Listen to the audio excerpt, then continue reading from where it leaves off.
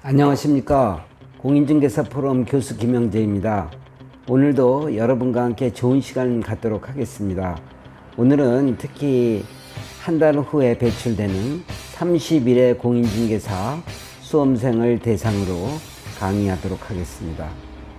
최근에 달라진 중개 환경 중심으로 30일의 공인중개사 시험 합격 후에 어떤 점들을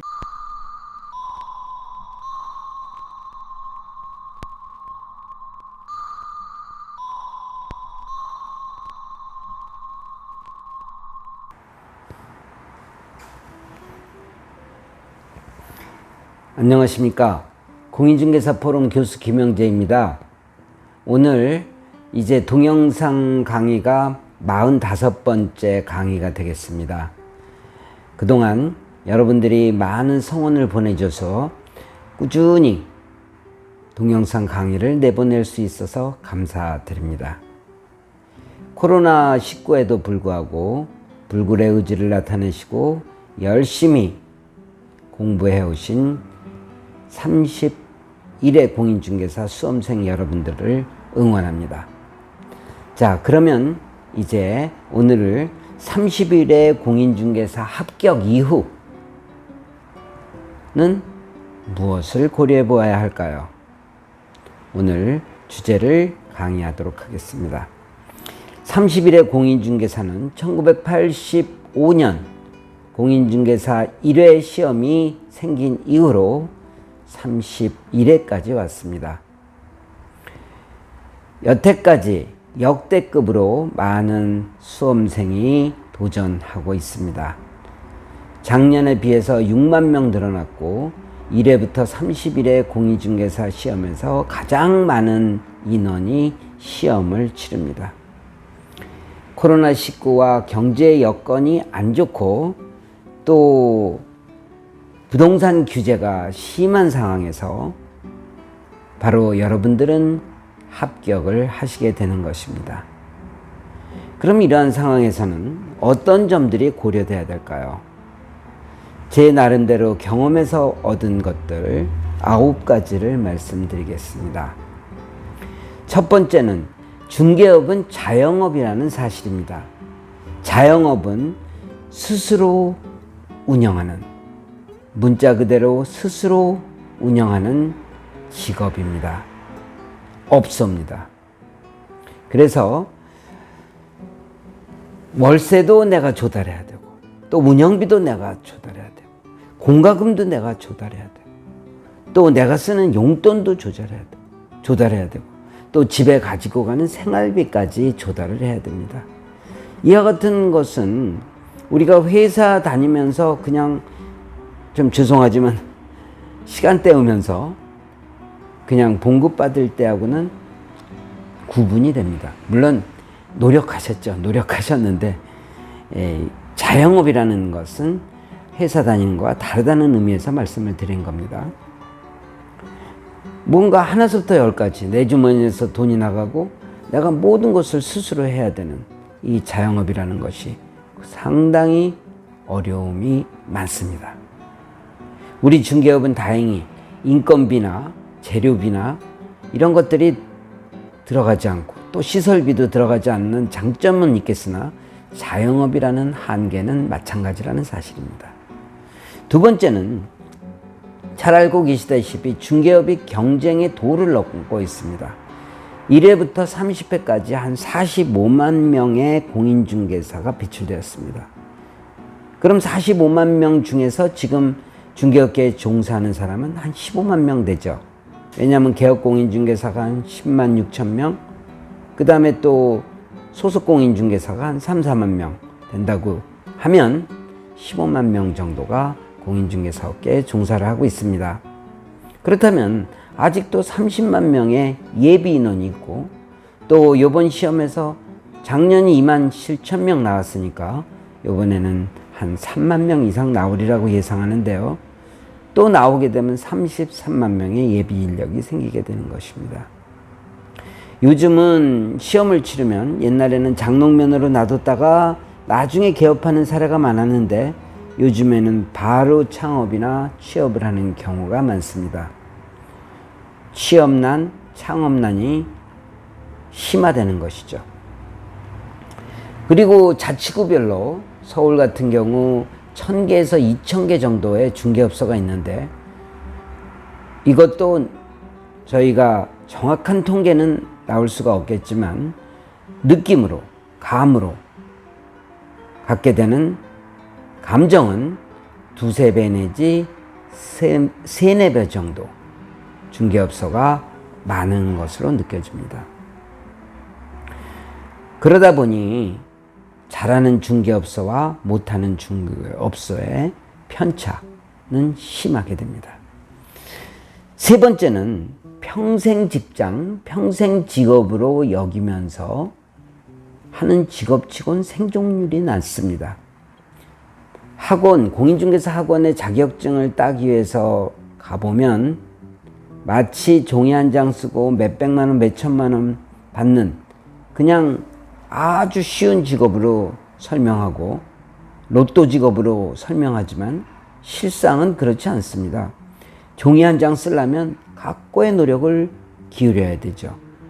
그리고 손님을 완전히 상담 능력을 발휘해야 되고, 또 물건도 찾아야 되고, 또 가격도 조정해야 되고, 할 일이 많습니다. 그런데 마치 종이 한 장 쓰는 직업으로 그런 식으로 과소평가한다면 잘못된 판단입니다. 그런데 이러한 평생 직업, 평생 직장이라고 하면서 그냥 노후 대비로 그냥 따두는 그런 경향이 짙습니다. 쉽게 말해서 노력을 하는 사람들이 적다는 것이죠. 또 다른 업소와 차별화가 돼야 내 노후든지 내 생계의 수단이든지 그것이 진가를 발휘할 텐데 그렇지 못하다는 것입니다. 직장 다니듯이 근무해서는 안 됩니다. 자영업은 아까도 말씀드렸듯이 평생 직장, 평생 직업으로 하려면 피나는 노력이 있어야 됩니다. 다른 업소보다 우월한 능력이 있어야 되고, 다른 업소 쉴 때 노력하는 그런 최선을 다하는 모습이 있어야 되는 게 중개업입니다. 다음은 공인중개사 합격이 되실 때 시험 점수에 너무 연연하신다는 것입니다. 과목별로 낙제 점수인 40점이 없고, 또 60점, 평균 60점만 맞으면 합격하는 걸로 알고 있습니다. 그런데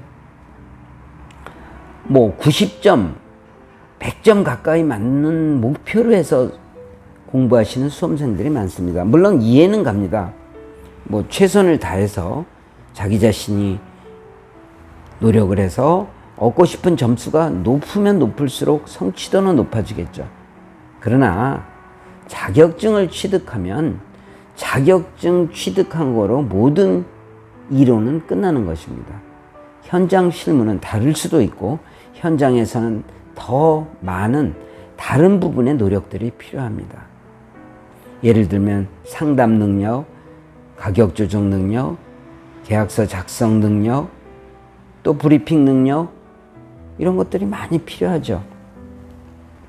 그런데 사람들은 자질 배양하는 데 신경 쓰는 것보다 점수에 너무 연연합니다.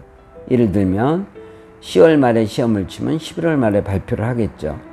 발표할 동안 점수 하나라도 더 맞으려고 소송을 건대는 이의 신청을 한다나요? 그래서 하나 더 맞으면 뭐합니까? 합격되면 되는 거지. 그러다가 한 달 보냅니다. 그리고 나서 이후는 생각도 안 하다가 그냥 장롱면허 턱턱 돼버리는 거죠. 이런 일은 없어야 되겠습니다. 다음은 5번째로, 중개사무소 창업을 하려면 월세나 권리금이 높이 형성되어 있습니다. 개업공인중개사 안 하더라도, 소속공인중개사 하더라도 궁극적으로는 창업이 목표겠죠. 그러면 월세 보증금이 높더라도 창업해야 되는 건 사실이겠지만 상당히 높습니다. 뒷골목이야 50에서 100 정도로 가게를 얻을 수 있고 권리금이 없을 수도 있겠지만, 대로변만 나와도 벌써 200이고, 그리고 아파트 단지로 들어가면 또 200에서 500은 줘야 됩니다. 그리고 좋은 아파트 단지, 비싼 아파트 단지는 또 500 이상을 호가하기도 합니다. 권리금도 마찬가지입니다. 뒷골목은 권리금 없겠지만 대로변은 2천에서 3천, 4천, 5천 이렇게 형성되어 있습니다. 그리고 아파트 단지는 4천, 5천, 1억, 1억 5천, 2억도 형성되어 있습니다. 그렇다면 20, 30대가 가정주부가 창업하기는 참으로 부담스럽습니다. 물론 은행 같은 데서 있다가 나와서 지점 정하다 나오면 한 6, 7억 받으니까 뭐 창업하기 어려움이 없겠죠. 그러나 대부분이 그렇지 않다는 것이죠. 그렇기 때문에 결국은 창업 자리에 없는다는 게 상당히 부담이 될 수밖에 없습니다. 그럼 창업자금 대출도 용이한 것이 아니기 때문에 결국은 남의 돈을 끌어다가 창업해야 되는데 그건 더욱 어렵겠죠. 또 바람직하지도 않습니다. 그래서 더구나 회원자리로 카르텔 형성한 회원자리 같은 경우는 굉장히 높습니다. 5천 1억이 아니라 1억 2억입니다. 그런 창업자리 얻는 것이 심적으로 부담이 될 수밖에 없습니다. 그렇다면 소속공인중개사로 있는 건 쉽습니까? 소속공인중개사는 벌써 나이 제한이 있죠. 경험도 없는데 가서 내 구실을 하기 힘들죠. 그러면은 한 번, 두 번, 세 번, 네 번 그냥 정처 없이 옮기다 보면 중개업에 대해서 흥미를 잃고 그만두게 됩니다. 폐업도 마찬가지입니다. 창업했다가 아무것도 모르는 상태에서 월세 부담, 관리비, 운영비 부담하려면은 힘들죠. 그러다 보니 1년에 많은 수의 폐업자가 나오는 겁니다. 다음은 부동산 거래 물량이 급감하고 있습니다. 이거는 이제 최근의 일이라고 볼 수 있겠죠. 부동산 임대차 3법이 통과됨으로써 2년마다 나오던 물량이 계약갱신 청구권으로 인해서 4년마다 나옵니다. 만약에 월세나 보증금을 5% 이상 계약했다면 계약갱신 청구권이 인정이 안 되기 때문에 6년. 그리고 또 묵시적 갱신이 됐다면 역시 또 계약갱신 청구권을 사용 안 한 게 돼서 또 6년이 됩니다. 6년. 그럼 2년마다 물량이 나와야 중개업을 할 수가 있는데 4년, 6년마다 물량이 나오면 그만큼 물량이 급감할 수밖에 없습니다.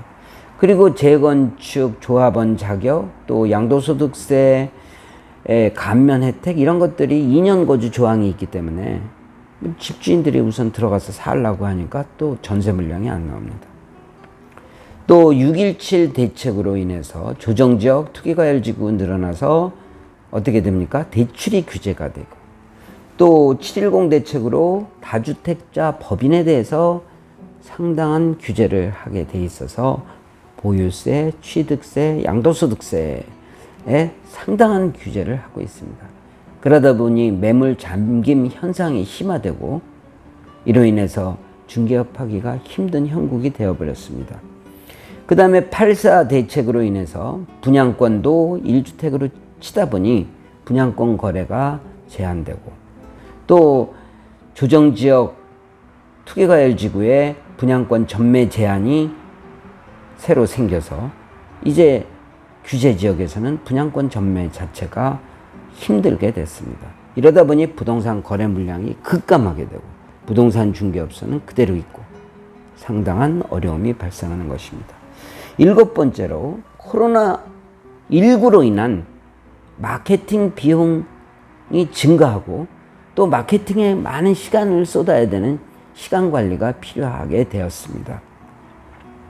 소위 말하는 워킹 고객, 지나가는 고객이 줄어들고 비대면이 늘어난 상태입니다. 그러다 보니 PC나 스마트폰을 많이 보게 되고 PC나 스마트폰에 광고하는 업소가 광고 잘하는 업소가 바로 중개업계에서 톱을 차지하는 경우가 되겠습니다. 그러면 돈이 좀 넉넉한 중개업소는 유료 광고를 많이 하겠죠. 네이버나 다음, 직방, 다방, 메모 뭐 이런 것들을 하겠습니다. 그러나 돈이 좀 광고비까지 투자할 여력이 없으신 분들은 블로그, 카페, 유튜브 뭐 이런 것들을 하겠죠. 그러자면 시간을 들여야 되고 돈을 들여야 됩니다. 이러한 마케팅 비용 증가로 인해서 중개업은 하기가 더 힘들게 되는 형국이 되어버렸습니다.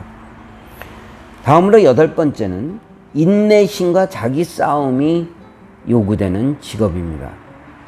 우리가 1년을 지내면서 보면 6개월은 성수기고 6개월은 비수기입니다. 그런데 이번 같은 경우는 코로나19에다가 경기 불황까지 겹쳤습니다. 우리는 이렇게 되니까 늘 긴장 속에서 살고 늘 스트레스 속에서 살아야 되는 직업입니다. 그러다 보니 건강 관리를 잘 못할 수도 있고 장사가 안 되면 멘탈이 나갈 수도 있습니다. 다른 사람은 다 망해도 나는 흥한다는 그런 멘탈을 갖고 있어야 되는데 좀 안 되고 주변에서 힘들어하는 거 보면 그냥 폐업해 버립니다. 그러나 확실한 멘탈을 가지고 그리고 확실한 인내심을 가지고 중개업을 하는 사람은 중개업에서 꾸준히 자기의 수입을 만들어가면서 성공해 나가는 것을 볼 수 있습니다. 마지막으로 부동산 전문가로서의 자질을 배양하는 노력이 필요합니다. 공인중개사 시험 합격하면 근데 매년 반복되는 얘기지만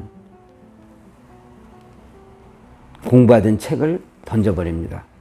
그리고 이제 그냥 실무만 하겠다고 나서죠. 지금은 그런 세상이 아닙니다. 고객이 나보다 많이 알고 고객이 내 위에 있습니다. 고객이 나를 바라보고 있는데 자격증 하나 따놨다고 그걸로 고객을 압도할 수 있다고 생각하십니까? 고객은 상담해 보고 그리고 설명하는 거 보고 태도나 용모를 보고 그 사람이 전문가로서 역할을 하고 있는가를 확실하게 평가합니다. 그러한 평가가 확실히 됐을 때 신뢰와 의뢰를 하게 되는 것입니다. 신뢰를 안 하고 어떻게 계약이 고가의 부동산이 계약이 되겠습니까? 그렇지 않습니까? 끊임없이 노력해야 됩니다. 마케팅을 배우고 재건축 재개발을 배우고 투자 기법을 배우고 상담 기법을 배우고 클로징을 기법을 배우고 브리핑 기법을 배우고 끊임없이 노력하며 중개 기술을 향상시켜야 됩니다. 부동산은 굉장히 분야가 넓습니다. 잘 아시다시피 상가, 건물, 토지, 분양권, 또 상가 안에서도 레스토랑만 하는 사람, 제과점만 하는 사람, 또 주택 안에서도 아파트 하는 사람, 원룸 하는 사람, 오피스텔 하는 사람, 그죠? 토지 중에서도 묘지자리만 하는 사람, 낚시터만 하는 사람, 또 사업부지만 하는 사람, 그죠? 전답이며 하는 사람, 뭐 굉장히 범위가 넓습니다. 과연 여러분은 어떤 것을 하실 것인가 전공 과목을 정해 보신 적이 있습니까? 부동산 전문가라면 내가 이 분야는 확실히 한다. 남들이 나를 찾아오게 만든다. 내가 찾아가지 않아도 영업이 된다 하는 자신감이 있도록 해야 되지 않겠습니까? 그렇습니다. 30일의 공인중개사 합격 이후에는 중개업은 자영업이라는 사실, 그리고 중개업은 경쟁의 도를 넘고 있다는 사실, 평생 직장, 평생 직업이지만 생존율이 낮다는 사실, 그리고 공인중개사 시험 점수에 너무 연연하지 말라는 사실, 그 다음에 중개업 사무소 월세 및 권리금이 높이 형성되어 있다는 사실, 부동산 거래 물량이 급감하고 있다는 사실, 코로나19로 인한 마케팅 비용이 증가하고 있다는 사실, 그리고 인내심과 자기와의 싸움이 요구되는 직업이라는 사실, 마지막으로 부동산 전문가로서의 자질을 배양해야 된다는 사실을 30일의 공인중개사 시험 합격자는 반드시 알고 이행해야 할 것입니다. 오늘은 여기까지 강의하겠습니다. 긴 시간 경청해 주셔서 감사합니다. 다음 강의 때는 더욱 유익한 내용으로 여러분들을 모시도록 하겠습니다. 감사합니다. 안녕히 계십시오.